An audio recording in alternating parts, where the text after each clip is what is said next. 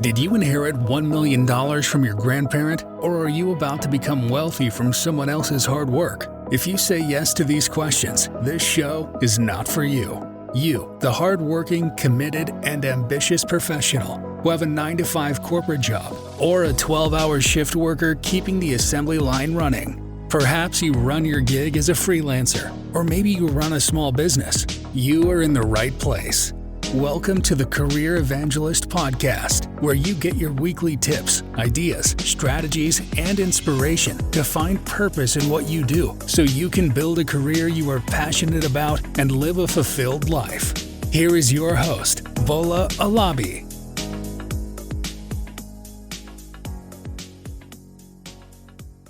Hey everyone, welcome to another exciting episode of the Career Evangelist Podcast. Today, I'm delighted, excited, elated to have my brother on the show.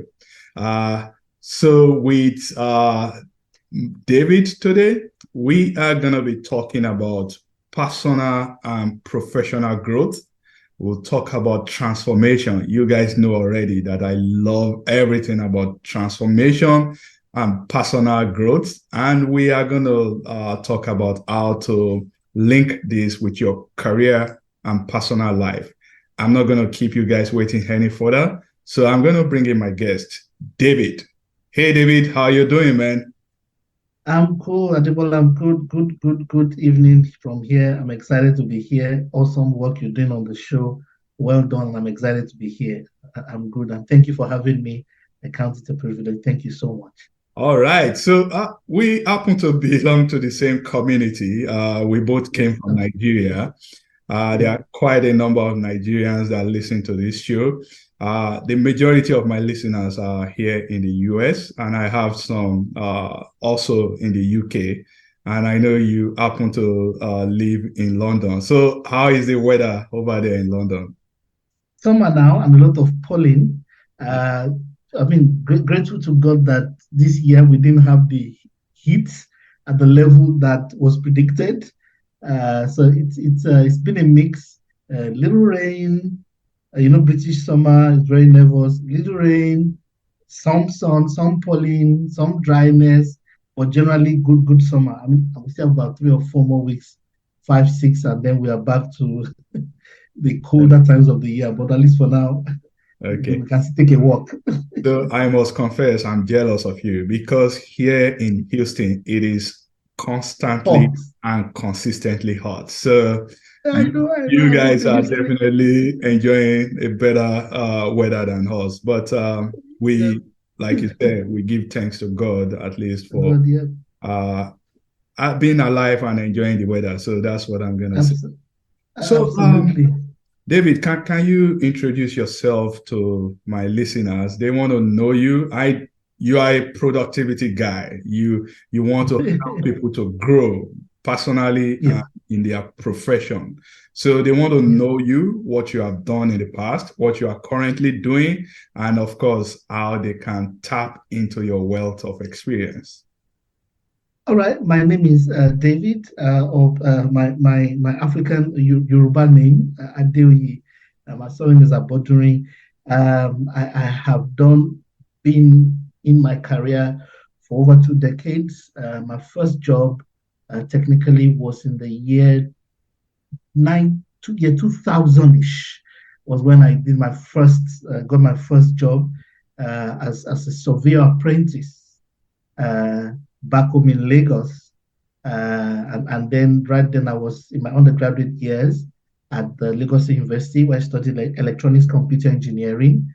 And then over the years, I've worked in core telecoms because my first degree is electronics engineering. Then work in telecommunications, IT, technology. Then worked in consulting. From consulting, I moved into oil and gas. And then I did not-for-profit, then back to core technology. And over the years, I've done different things. I've done program project management. I've done agile transformations. I've done HR work. And core technology deployment in telecoms and telecoms and IT. Done some work also in software development, and much more recently, I came into the UK because I love academics. I love to study.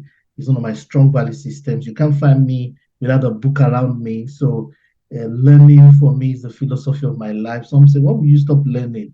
And I said, "When you die, is when you should stop learning." In fact, one of the symptoms of death, because you can be dead while alive, one of the symptoms of death is that you're not learning anything new. That's A human correct. being must learn something new every single day.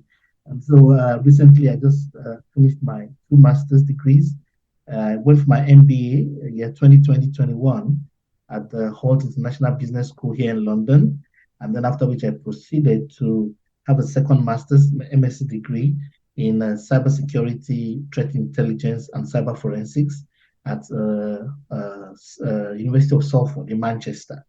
And right now, I work in cybersecurity. I consult. I work in both agile project management and cybersecurity, and I consult. I help people develop cybersecurity processes to ensure safety for SMEs and all of that. And I also still do my work in project and program management, and also in people development and HR. I've got some people I mentor back home in Africa, and some organizations I still work for back home in Nigeria. I do quite a number of things. I'm one of those people who I'm always very restless. In fact, you will only maybe the best way to describe me is a restless, relentless personal development addict. I just like to do something, grow, do something new, always try new things out. It's inertia is not my way. So I'm excited to be here. And I'm also my faith plays a critical part in my life. I believe in God. And so I also do work in pastoring, coaching and mentoring people and believers. Without the titles should be a function of description of purpose. So I do some special kind of work within among Christians within the body of Christ. So that's why I am in brief, and I'm married and I'm based in the UK. Oh, wow. Thank you very much for that great intro. Oh, man, you have a lot of different kinds of experience, very unique, from software development. You did projects, you did consulting, you were in oil and gas. So yeah, that was a lot of experience, and thank you very much for sharing those with us. But why are you now into human development? Why does it matter to you that people should grow or transform their life? Why is that so critical for you? Yeah, I've always loved people, and I've been a student of personal development and personal transformations from my teenage years. First of all, in between my dad and my mom and I'm a firstborn. The culture of reading, the culture of being curious about your environment was instilled and imbibed in a very unique way. That's right. My dad ensured that I began to get curious about the environment I was in and introducing me to books from a very early age. He would do some exercises with me, like get a newspaper, and right about the age of about 8, 9, 10, he would ensure I read all the dailies. He would order like 6 newspapers: Punch, Daily Sketch, Daily Times, Tribune, News Watch. But there were about 6 of them, 2 magazines, and my mom would buy the soft sell. I think that was specific people, about 2 or 3 names that my mom used to buy. And my dad bought 2 of that, and then he would ensure that I read them in the course of the week in addition to my books. And then he would ask me what I think, and so we'll discuss them. He would tell me what you think. Now, as we began to do those exercises, it began to rest on my mind. The word is not learn. I began to assimilate that everything rests on people. By the time I was 14, it was clear to me that people were a major asset. Now, I probably won't put it in those words at that time. But now, looking back, I was getting aware about the incredible things about people and personhood. At about the turn of my 16th birthday, I began what you call my understanding to psychology and people psychology. My dad had a very large library full of psychology textbooks and engineering textbooks. And because he's an engineer by training, I got interested in engineering, reading his books. There were books in fact, that's how I became very good at physics and mathematics. There were books that we were not using in school that treated the same topics, Archimedes' principle, that I found in his library. Right. And so when the lecturer, when in school, the teacher gives us 1, 2, 3 in physics SS1 class, I could say 4, 5, 6. Then there were mathematics textbooks like Lacombe's that we're not using. We're using engineering mathematics, but Lacombe's was my dad's library. And so I would go to Lacombe's and I would read it. Then same thing when we got to further mathematics, there were other kinds of books that the man had. So I used to stay a lot in his library. If I used to ban me at one point, he attempted becoming, because his books were being misplaced anyhow in the house. And he would say, there's only one culprit, there's only one person who does that. So I began, psychology also began to, psychology began to fascinate me. Psychology and law began to fascinate me. Concepts like argument, polemics. My foray into reading was deep in psychology. Then I stumbled on some materials there about my 18th, 19th birthday. Now I was in engineering, I was studying engineering. I began to stumble on things like people watching, things like decision making, how to grow your mind. As I got into those materials, and then coupled, I was now born again, I gave my life to Christ right about my 14th birthday. I began to understand that God's investment into people was the big reason for the planet. And so I began deeper studies. I would go to the bus stop when I had the time and just be looking at people curiously. And then started my studies into personality types, the traditional sanguine, melancholy thingy. It became a big body of knowledge I was reading and studying. So that was where it started from. And then I began to practicalize. I could identify a sanguine, I could identify melancholic behaviors, I could identify phlegmatic behaviors. I understood what it meant and all of that. And so that was where it started from. And over the years, it has now simmered deeper and all of that. I have some interesting paradigms, having now practiced all those things I read, and then went into certifications in HR, which I don't even talk about anymore now, talent management and development. So that's how my interest started. Okay, so you took me down the memory lane right there when you were talking about Lacombe's Archimedes principle. I'm also, my background is in engineering, electrical engineering. Okay. And I know we must have read some similar books while maybe during our high school or secondary school, as we call it back then in Nigeria. So that's good. I like something you talked about, and I think your dad helped you with this, and that's curiosity. Because if we look at the world we live in today, the curious people, they are the ones that we constantly get ahead. If you are not curious about your environment, if you are not curious about how things work, it's going to be a struggle to really make progress. So do you want to maybe briefly touch on the role that curiosity played in your life? Yeah, my life has always been a lot of curiosity. Maybe you call me a curiosity engine. I question things, and I've also suffered for it, because people think when you're curious, they think you're proud or arrogant, or you want to prove that they are wrong. Meanwhile, you're just asking questions. There are some fundamental paradigm shifts around Africans, and one of them is that intelligence, curiosity, self-confidence, self-esteem, all of those things are classified easily as arrogance or pride. I mean, when you just ask questions, people just feel you're trying to disturb them. Right. So I love curiosity, and it has played a very major role in my life. A very major role. I mean, and I love to ask questions. I just love to ask questions. And if there's any new body of knowledge or something people are doing, I try to dig into it. I'll just be, because I love it. If a movie is not curious enough, I may not be able to watch it. I'll probably sleep off. If the producer of the movie does not ensure that each scene unravels something and builds up suspense, If it's too slow, it was my problem with a lot of African movies for a long time.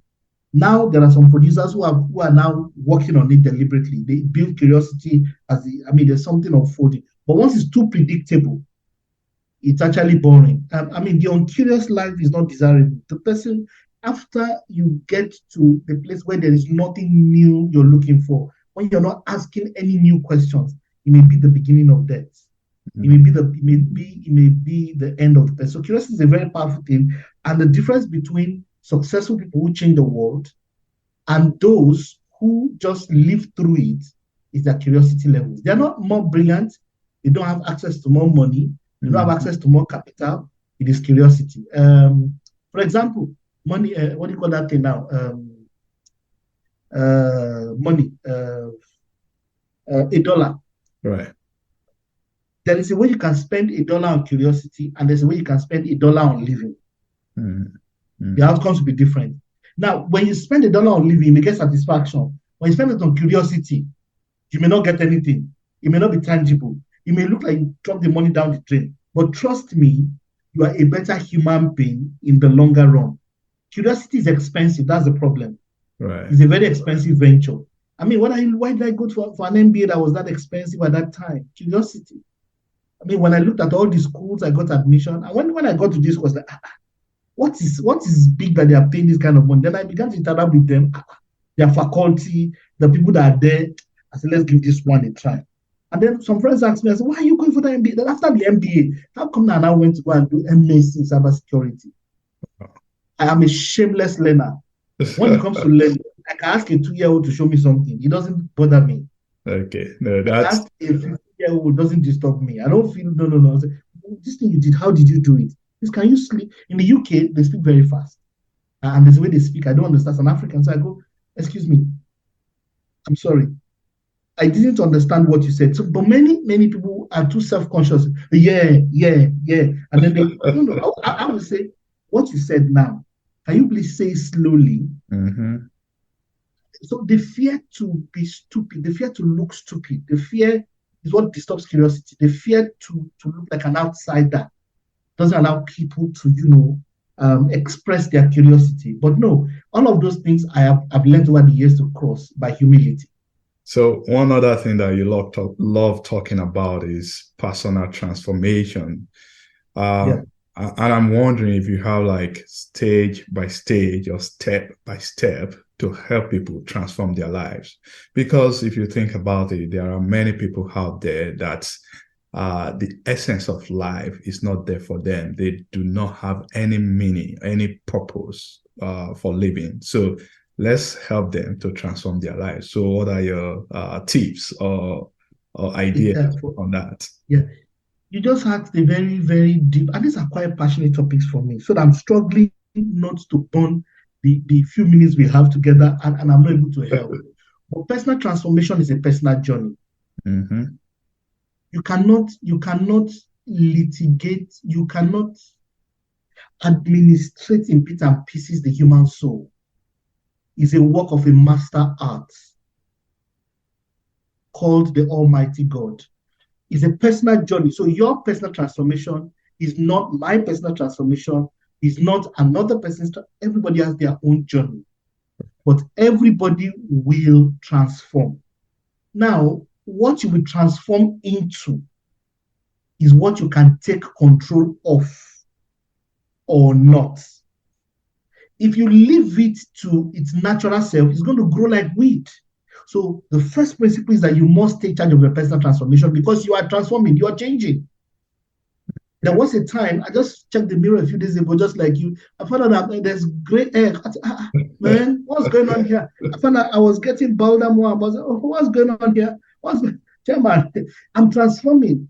Now, if I don't take ownership, and transformation is on different planes. There is the biological, there's the psychological, there is the social. All of them, there are about 7 planes of transformation.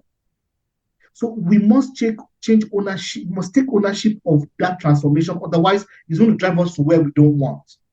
But central to all of this are about 5 to 7 stages that it's collapsible. But let me I can do the 3-stage model or the 5-stage model or the 7-stage model. let's do the three so we can move Lots on. of time. Yeah. All right. Thank you. So the three-stage model, it rests on awareness. Again, words are different from meanings. Words are not meanings. If I say chair in English, there's aga in Yoruba language, there's what is called in French. There's a gap between those utterances or those sounds and what they mean and what they represent. So when people say things like awareness, it's very different again because how you cognizate it. So there must be cognition. You must understand yourself at a level that is clear to you because the map is not equal to the territory. Because there is a map, it doesn't mean you understand the territory. Okay. So because you are a territory, you are a geography, you are a composition of a massive estate. How much of that estate do you understand? And at awareness at one level, we introduce you to the ignorance of yourself at another level. The beauty of light is that it introduces darkness beyond the boundaries of the transformation. So at awareness, it will now introduce you to new areas of development or incompetencies that you are now conscious of. And that introduces you to new forms of mastery. So that's the three-stage model. That new form of mastery will introduce you to some level of ignorance again. And so the three-stage model starts in a continuous way. Transformation is never ending. Development never stops. The sign that you have hit the gusher of development is that new frontiers are opened up to you. And you are introduced again to new levels of your incompetence or inabilities. When that happens, congratulations, you just hit it. But when you sound like a master, is when blind spots increase and errors are now magnified. Okay, that's good. So awareness, development, and mastery. I like it. So that's a good one. Thank you very much for sharing that with us. Now you spoke about being passionate about reading book. Do you want to share with us one or two books that have really helped you in your journey as a person? If you can share with us.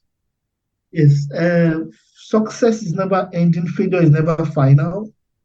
These are the earliest books. You read. Then there is a particular author, Reverend Dr. Sidney Newton Bremer. I think he was one who wrote Tough Times Never Last, but Tough People Do. Okay. So.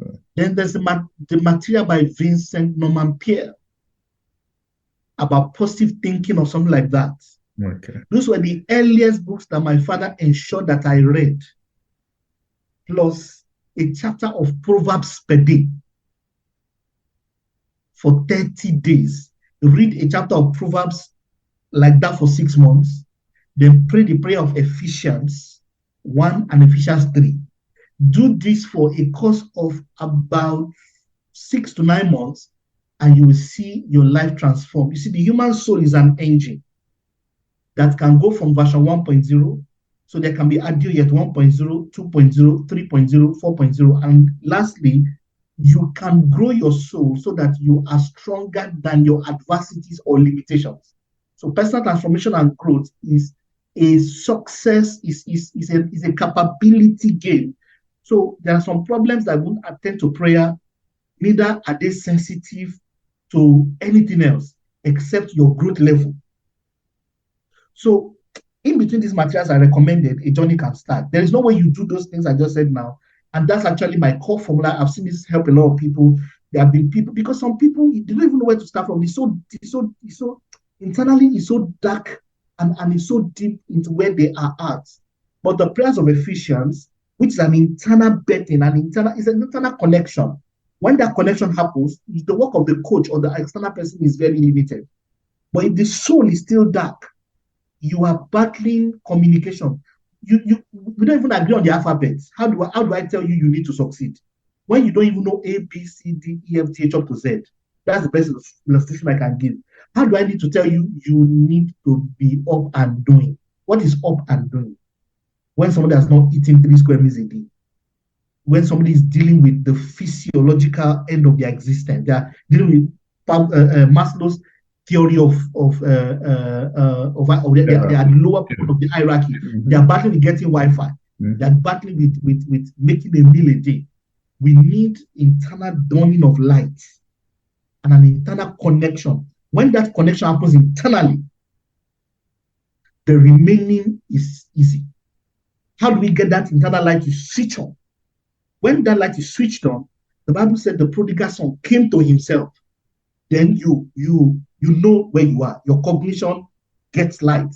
That is the beginning of personal transformation. And any book or any material that helps you to do that connection, or any class that helps you to do that connection, take it quickly. That's my overall counsel about books and material.